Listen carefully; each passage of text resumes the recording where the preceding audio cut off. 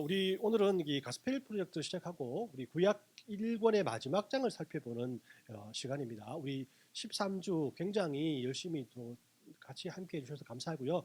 또 이것들을 통해서 또 하나님께서 또 다르게 창세기를 읽을 수 있는 그런 기회를 우리에게 주신 것 같습니다. 오늘 우리가 살펴볼 이야기는 요셉의 이야기 후반부이자 또 창세기의 마지막 부분이기도 한 부분입니다. 지난 주일에 우리는 큰 불의를 당하면서도 노예에서 애굽이라는 거대한 제국의 총리가 된 요셉에 대해서 살펴보았습니다. 우리는 이런 요셉의 생애 자체도 대단해 보이지만 요셉을 요셉되게 한 것이 그의 열심이 아니라 하나님의 인도하심이었고 그의 근면성실함이 아니라 자신에게 약속하신 하나님께서 그 약속을 분명히 지키실 것을 믿는 하나님에 대한 믿음에 있었다는 것을 우리가 발견할 수 있었습니다. 자, 요셉에게 이제 그 모든 것을 이룬 그런 사람인 요셉에게 이제 무엇이 남아 있는가라는 생각을 오늘 본문을 통해서 한번 발견하게 됩니다. 보통 영화나 드라마를 보면 모함을 받고 배신을 당하면서 고생을 한 사람들이 성공하게 되면 그죠? 이에는 이 눈에는 눈이라는 복수가 당연하게 나온다라고 생각할 수가 있습니다. 우리 뭐 예전에 배웠죠, 그죠? 영화에서 이렇게 당연한 순서처럼 나오는 내용들을 클리셰라고 이렇게 했습니다. 오늘 요셉의 일생을 읽는 모든 성도들은 아마도 요셉이 총리가 된 이후의 삶에 틀림없이 요셉을 고생하게 한 형들에 대한 복수가 있지 않을까 하는 생각을 하게 됩니다. 하지만 이 성경은 이렇게 진부한 클리셰를 우리에게 말씀하지 않으시고 언제나 결과가 전혀 다른 반전 영화를 우리에게 소개를 합니다. 그래서 오늘은 이 요셉이 총리가 되어서 먹을 것을 구하러 온 애굽에서 먹을 것을 구하러 애굽에 온 자기 형들과의 만남을 통해서 하나님께서 어떻게 이들 사이를 조율하고 이끌어 주셔서 하나님의 언약을 이루어 나가시는지에 대해서 한번 알아보려고 합니다. 하나님은 이 이야기를 통해서 이 세 가지의 교훈을 우리에게 주고 있습니다. 첫 번째가 바로 하나님은 고난 중에서도 열매를 맺게 하신다라는 것입니다. 요셉은 총리가 되기 전에 노예로서 보디발 장군의 집에서 열심히 일하게 됩니다. 그 집에서도 나름 인정을 받아서 그 집을 총괄하는 그런 사람이 되었지만은 요셉은 보디발 장군의 아내의 그 모함을 받아서 오랜 세월 감옥에 갇히게 되죠. 그런 노예로 10년간을 일했고요. 감옥에서 3년의 세월을 보내게 됩니다.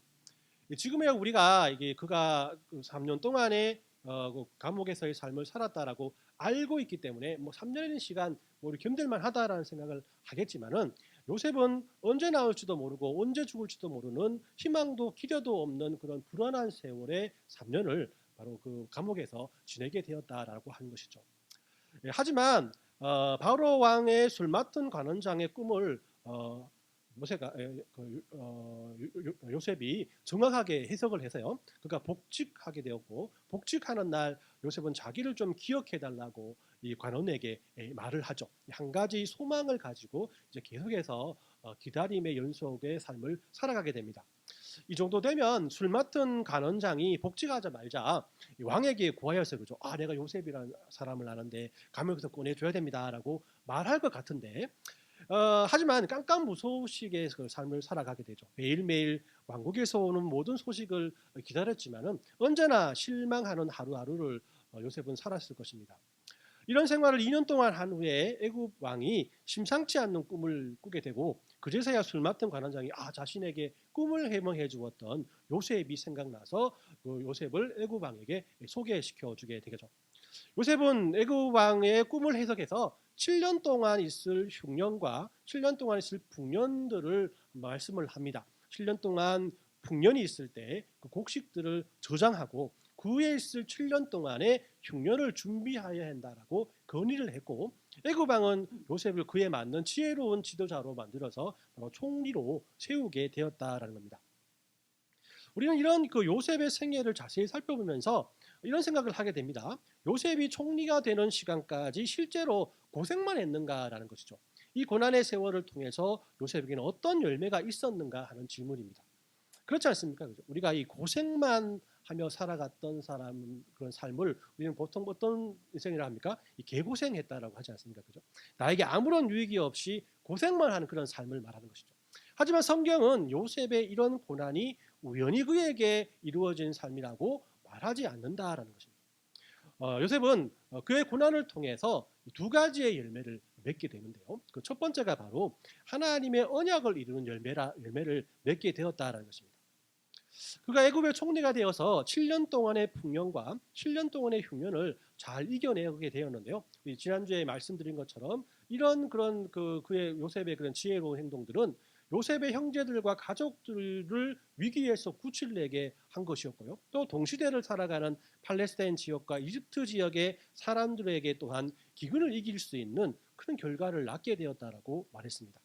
자, 이 사실은 아브라함의 후손들을 축복하시겠다는 하나님의 약속을 이어가는 것 아니겠습니까? 그리고 하나님의 그 축복을 세상 사람들에게까지 전하는 그런 축복의 통로가 되었음을 우리에게 말씀하고 있는 겁니다. 창세기 41장 48에서 49절 말씀을 제가 한번 읽어드릴게요. 요셉이 애굽 땅에 있는 그 7년 곡물을 거두어 각 성에 저장하되 각 성을 주위의 밭의 곡물을 그 성읍 중에 쌓아둔 곡식이 바다 모래같이 심이 많아 세기를 그쳤으니 그 수가 한이 없음이었더라라고 이 말씀을 합니다. 창세기의 저자인 모세는 요셉이 쌓아둔 곡식을 바다의 모래같이 심이 많아라고 설명을 하면서 하나님께서 아브라함에게 말씀하신 그 축복의 통로죠, 그죠? 바다의 모래와 같이 그의 자손들을 많게 하리라는 그 축복의 말씀을 그대로 인용을 해서 써놓게 됩니다. 즉 하나님께서는 요셉의 고난을 통해서 하나님의 축복의 통로가 되는 그런 고난의 도구로 사용하셨다라는 것을 이 사실을 통해서 우리에게 깨닫게 한다라는 것이죠. 두 번째로 요셉의 가정에서의 풍성한 열매를 맺었다라고 성경은 우리에게 말씀을 합니다. 그는 아스낫이라는 여인과 결혼해서 두 아들을 낳게 되는데요. 그 첫째 아들은 므낫세였고 둘째 아들은 에브라임이었습니다. 이 므낫세라는 이름의 뜻은 하나님이 나의 고난과 내 아버지 온 집의 일을 잊어버리게 하셨다라는 그 뜻을 가지고 있고요. 둘째 아들인 에브라임의 뜻은 하나님이 내가 수고한 땅에서 나를 번성하게 하셨다라는 뜻을 가지고 있다는 것입니다. 자, 요셉이 자신의 아들들에게 붙여준 이름의 뜻을 통해 보면 그런 자신의 고된 생애를 하나님께서 모두 잊게 하셨고 또 애굽 땅에서 풍성한 삶을 살게 하셨음을 하나님 앞에 고백하고 있다는 겁니다. 이런 요셉이 자신의 성공에 대해서 자신의 그런 어려움과 고통과 자신의 실력을 의지해서 성공을 한 것이 아니라 하나님과 연관지어서 그 성공을 바라보고 있다는 사실을 그 아들들의 이름을 통해서 발견할 수 있다는 것이죠.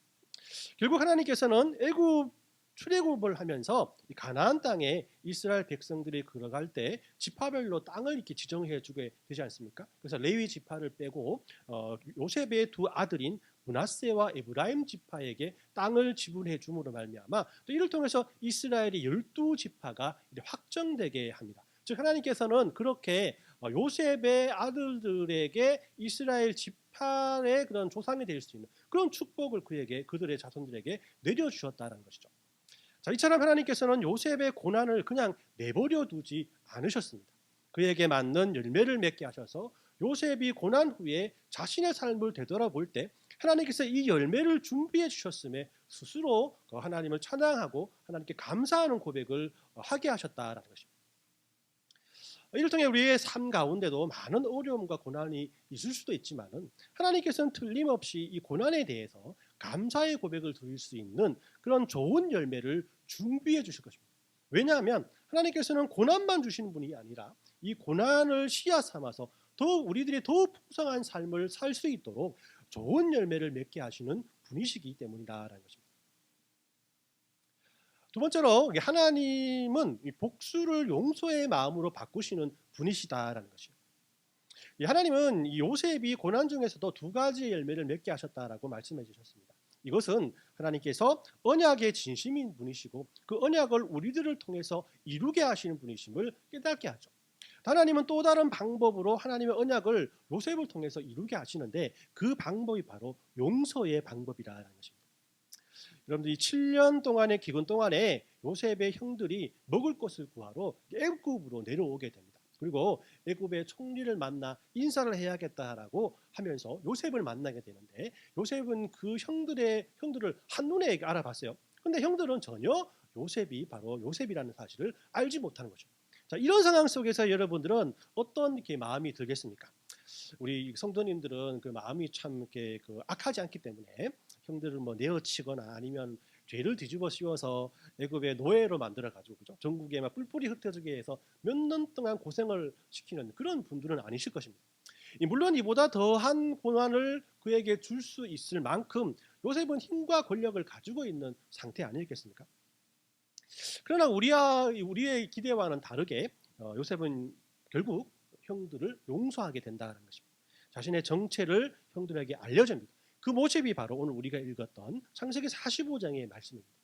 저는 이 부분들을 읽을 때마다 참 마음에 감동이 오고 좀 눈물이 흐르게 돼요. 이 성경의 이야기 중에 마음이 떨리는 많은 장면들 중에 하나라고 할 수가 있습니다. 요셉은 이렇게 형들을 용서했습니다. 그럼 요셉은 어떻게 이런 형들을 용서할 수 있었을까?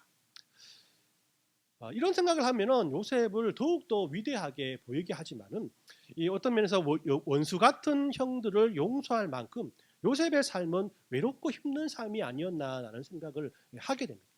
그런 요셉의 마음을 형들과 특히나 자신의 가장 아끼고 사랑했던 아버지 야곱의 소식이 그의 귀에 들릴 때, 그는 어떤 면에서는 위로의 마음이 들었다라는 것입니다. 그렇기 때문에 어떤 면에서 우리 주위에서 하나님을 믿다가 실망을 하거나 좌절하여 하나님을 떠난 분들이 있다면은, 우리는 그분을 욕하기보다는 무엇이 가장 그분들에게 필요한가라는 것을 먼저 생각했으면 좋겠습니다. 그분들이 왜 하나님을 원망하겠습니까? 그분들이 하나님이 필요한 분이시기 때문에. 그분들의 마음을 위로해주고 안아주고 싸매어 주실 것은 하나님밖에 없다라는 것입니다. 하나님께서 그분들을 만나 주실 때 그분의 마음에 있던 복수의 칼날이 용서의 마음으로 바뀌게 된다는 것입니다. 마찬가지로 여러분들의 마음속에 복수의 칼날이 있습니까? 그리고 그 복수의 칼날을 마음껏 휘두를 수 있는 기회가 여러분들에게 주어졌습니까? 네, 그럴 때마다 그 복수의 칼날을 막 휘저어서 피바다를 여러분들이 이루지 마시고, 그때마다 이 요셉의 장면을 한번 묵상해 보시길 바랍니다. 그러면 요셉이 그 형들을 용서할 수 있었던 가장 큰 이유는 바로 무엇일까? 5절 말씀을 제가 다시 읽어드립니다. 당신들이 나를 이곳에 팔았다고 해서 근심하지 마소서, 한탄하지 마소서. 하나님이 생명을 구원하시려고 나를 당신들보다 먼저 보내셨나이다 라고 말씀을 합니다. 자, 이 말씀에 바로 정답이 있다라는 것이죠. 요셉이 자신의 정체를 드러내고 형들을 용서할 수 있었던 이유는 다른 것이 아니라, 하나님이 생명을 구원하시려고 나를 당신들보다 먼저 애굽에 보내셨다라는 고백을 그 스스로가 했기 때문이라고 할 수 있는 것입니다. 자, 요셉이 형들을 보는 순간 그도 사람인지라 곧바로 그들을 용서할 수 없었습니다. 그의 정체를 숨겼죠. 또 형들을 매도하기도 했고요. 또 위기에 처하기도 했습니다. 자기 동생 베냐민을 데려오지 않으면 절대로 곡식을 주지 않겠다고 얼음장을 놓기도 하고, 또 볼모로 시므온을 잡아놓기도 했습니다. 그리고 결국 베냐민을 데려오니까 베냐민을 볼모로 잡게 하여서 자기를 판 형들의 후회를 그 스스로 받아내기는 했다는 것입니다. 요셉은 형들을 골탕 먹이면서 그 나름대로 복수의 칼날을 갈고 있었다는 것이죠. 하지만 요셉은 계속 형들을 만나고 형들을 대면하면서 조금씩 변화되는 모습을 우리들에게 보여줍니다. 형들이 애굽의 총리가 히브리 말을 하지 못하기 때문에 자신끼리 히브리 말로 계속해서 말을 하죠. 요셉을 판 것 때문에 애굽의 총리를 만나서 이런 고난을 받게 된다라는 그 말도 듣게 되고, 또 요셉을 시기하고 질투하고 심지어 노예로 팔아버렸던 자신들의 파렴치한 행동에 대해서 뼈저린 후회를 스스로 하게 되었다라는 것입니다. 이런 그들의 그런 대화를 요셉이 듣게 되면서, 이런 과정을 통해서 요셉은 하나님께 어떻게 이 사실을 하나님 앞에 토로하고 어떻게 이 사실을 형들에게 전해야 할 것인가에 대해서 기도했을 것입니다. 그리고 하나님께서는 요셉에게 하나님이 자신을 먼저 애굽으로 보내셨음을 깨닫게 하셨다라는 것이죠. 자, 이처럼 용서는 사람에게서 나오는 감정과 결단이 아니라라는 것입니다. 우리는 복수의 칼날을 부러뜨려 용서의 마음으로 원수를 품을 수 없는 존재입니다. 그리고 용서는 단번에 이루어지는 마음의 결단이 아니다라는 것이죠. 하나님께서는 우리가 인내할 수 있는 기회를 주시고 또 우리들이 용서의 마음을 가질 수 있도록 요셉의 경우처럼 여러 가지 상황들을 통해서 우리의 마음을 서서히 바꾸어 놓는다는 것입니다. 그렇기 때문에 우리 용서는 우리의 마음에서 나오는 것이 아니라 하나님께로부터 나오는 마음입니다. 예수님께서 죄로 원수되었던 우리들을 용서하시고 우리들의 죄를 사해 주신 것은 우리가 우리에게 죄 지은 자를 용서할 수 있는 원동력이 되는 것입니다. 우리는 예수님을 통해서 큰 용서를 받았습니다. 이것이 용서의 출발점이 되어야 한다는 거죠. 하나님께서 우리들을 먼저 용서하셨음을 인격적으로 체험한 사람만이 복수의 칼날을 하나씩 천천히 부수어 나갈 수 있다는 것입니다. 마지막으로 하나님은 손으로 악을 이기시는 분이시다라는 것입니다. 요셉이 형들을 용서하시는 모습을 통해서 하나님은 죄를 용서하는 분이시고 악을 악으로 갚지 않고 손으로 악을 이기시는 분이심을 확인할 수가 있습니다.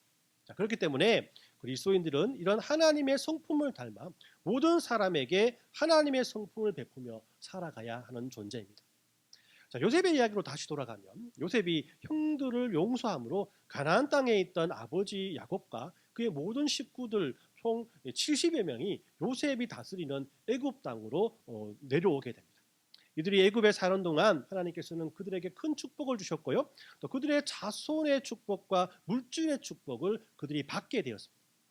이런 출애굽할 때 이스라엘 백성들의 인구수를 보면은 확실히 알 수가 있는데요. 민수기에 보면은 출애굽할 때 장성의 수가 60만 3,550명이라고 기록을 하고 있습니다. 60만 명이라는 수는 전쟁에 나갈 수 있는 건장한 사람들의 그런 남자들의 숫자이기 때문에 그들의 식소를 다 합치면은 학자들은 한 200만 정도의 그런 이스라엘 사람들이 출애굽에 동참했지 않나라고 예측합니다. 즉 70명이 400년 동안에 200만 명이 되었습니다. 이렇게 하나님께서 아브라함의 후손을 축복하시겠다는 이 언약이 요셉을 통해서 비록 가나안 땅에서 애굽 땅으로 장소는 옮겨졌지만은 계속되고 있다는 사실을 우리는 발견할 수가 있다는 것이죠. 오랜 그 시간이 지나서 야곱은 죽음 앞에 서게 됩니다. 자신들의 12아들과 그의 가족들에게 또 하나님의 언약을 계속 지켜나갈 것이고 잊지 말라라는 유언을 그들에게 남기게 되죠. 그리고 야곱의 파란만장한 삶은 끝이 나고 요셉과 형제들은 야곱을 가나안 땅에 묻고 다시 애굽으로 돌아오게 됩니다. 자, 이때부터가 문제입니다. 요셉의 형들은 매우 긴장하게 됩니다. 요셉의 용서가 아버지 야곱 때문이라고 생각했던 형제들은 아버지가 죽었으니까 요셉의 그런 복수가 곧 시작될 것이라고 확신하게 되죠. 그리고 더욱더 요셉에게 바짝 엎드리며 대화를 이어나갑니다. 이 창세기 50장 18에서 21절까지 말씀을 보면요. 그의 형들이 또 친히 와서 요셉 앞에 엎드려 이르되 우리는 당신의 종들이니라. 요셉이 그들에게 이르되 두려워하지 마소서 내가 하나님을 대신하리니까 당신들은 나를 해하려 하셨으나 하나님은 그것을 선으로 바꾸셔 오늘과 같이 많은 백성들의 생명을 구원하게 하시려 하셨나이다. 당신은 두려워하지 마소서 내가 당신들과 당신의 자녀들을 기르리이다 하고 그들을 간곡한 말로 위로하였더라라고 말씀합니다. 자, 형들은 요셉이 두려워서 아버지 야곱이 요셉에게 부탁한 내용들을 계속해서 요셉에게 말을 합니다. 요셉은 형들의 이 말을 듣고 울었다라고 말을 해요. 그리고 요셉은 형들을 진심으로 용서했으니 두려워 말라라고 그들을 도리어 위로하고 있다는 것입니다. 요셉의 이야기를 통해 보면 용서는 하나님께서 하시는 것이고 하나님께서는 은혜를 주셔야 비로소 다른 사람들을 용서할 수 있는 힘이 우리들에게 만들어진다는 사실을 알 수가 있습니다. 자, 이 사실이 우리에게 중요한 이유는 용서하는 마음이 우리들이 생길 때 자칫 잘못하면 내가 대인배이기 때문에 내가 관용이 많은 사람들이기 때문에 다른 사람을 용서할 수 있다라고 생각할 수 있기 때문입니다. 우리 밀양이라는 영화를 보면요. 아들을 납치해서 죽인 웅변학원 원장을 주인공 엄마가 신앙생활을 하면서 용서하기로 마음을 먹고 교도소로 찾아가는 장면이 나옵니다. 주위의 사람들도 다 말리죠, 그죠? 그러나 이 납치범을 만난 주인공은 너무나 황당한 현실을 맞이하게 되는데요. 면회 아들 중에 유괴범이 더없이 평안한 모습으로 그 앞에 나오게 됩니다. 그리고 주인공이 용서해 주기도 전에 자신은 이미 이곳에서 하나님의 용서를 받았다라고 그에게 선언을 하는 겁니다. 이제 용서 필요 없습니다라고 말하는 거죠. 주인공은 이 납치범을 보면서 하나님을 원망하고 하나님께로부터 돌아서게 됩니다. 자, 여기서 말하는 진정한 용서란 무엇인가에 대해서 우리는 이 이야기를 통해서 잘 알 수가 있습니다. 자, 용서는 하나님이 하시는 것입니다. 사람이 용서하는 것이 아니란 것이죠.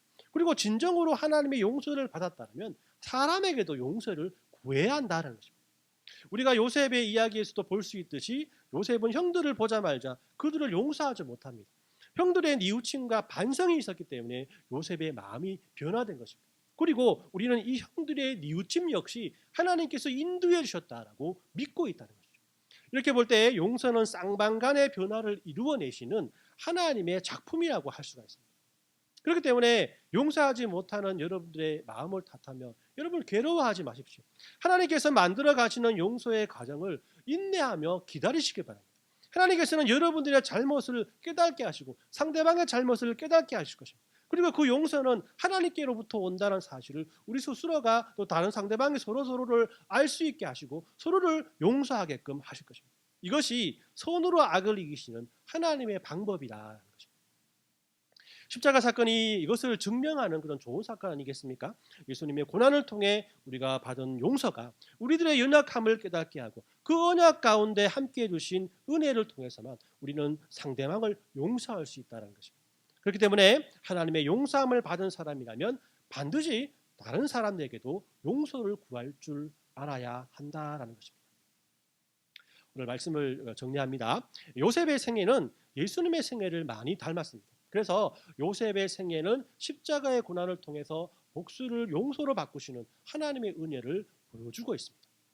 우리는 이 세상을 살아가면서 하나님의 계획을 신뢰하고 살아가야 하기 때문에 고생도 많이 하고 불합리한 대우를 받곤 합니다.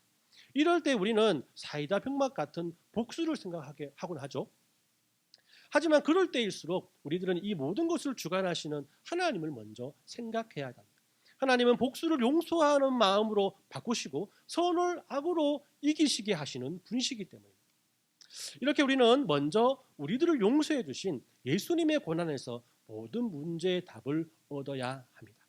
베드로전서 2장 22에서 25절까지 말씀을 함께 읽겠습니다. 그런 죄를 범하지 아니하고 그 입에 거짓도 없으시며 욕을 당하시되 맞대어 욕하지 아니하시고 고난을 당하시되 위협하지도 아니하시고 오직 공의로 심판하시는 이에게 부탁하시며 친히 나무에 달려 그 몸으로 우리의 죄를 담당하셨으니 이는 우리로 죄에 대해서 죽고 의에 대해서 살게 하려 하십니다. 그가 채찍에 맞음으로 너희는 나음을 얻었나니 너희가 전에는 양과 같이 그 길을 잃었더니 이제는 너희 영혼의 목자와 감독 되신 이에게 돌아왔느니라. 아멘. 예수님께서 얼마나 많은 고난과 핍박을 받으셨습니까? 죄가 없음에도 불구하고 죄인으로서 죽음을 당할 만큼 억울함을 당하셨던 분이셨습니다. 그러나 그 순간 예수님은 오직 공의로 심판하시는 하나님께 이 모든 것들을 의탁했다라고 우리에게 말씀했습니다. 그렇기 때문에 우리는 예수님의 인내와 용서를 통해 우리가 구원을 받았다라는 것입니다. 길을 잃었던 우리들이 영혼의 목자 되시는 하나님께로 돌아올 수 있게 되었다는 것입니다. 이렇게 우리는 하나님께 모든 것을 맡길 때 복수를 용서로 또 우리를 언약과 축복의 통로로 바꾸시는 하나님의 은혜 안에 살아갈 수 있는 것입니다. 자, 이런 하나님의 은혜가 저와 여러분들의 모든 삶 가운데 넘쳐나길 예수님의 이름으로 축원합니다. 아멘.